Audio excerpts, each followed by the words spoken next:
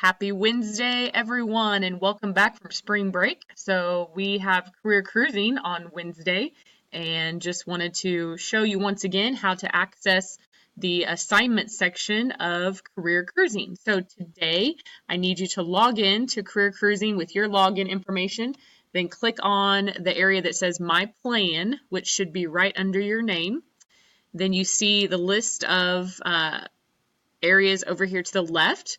So you want to click on My Assignments, which I already have done that. So My Assignments and Activities.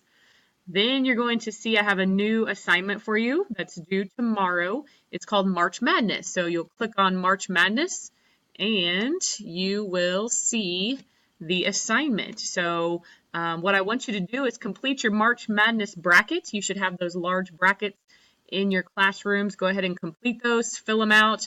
If you need to see the bracket, I've listed the document here for you because I know the Chromebooks are probably blocked from accessing those brackets online. So I provided it for you, but I want you to fill in your bracket and then pick one school that is different from what you chose before spring break. Then go over here, click on My Journal and add. And then you're going to answer the following questions by typing your answers. Number 1, name of the chosen school. Number 2, the location of the college or university. Number 3, is it a public or private university?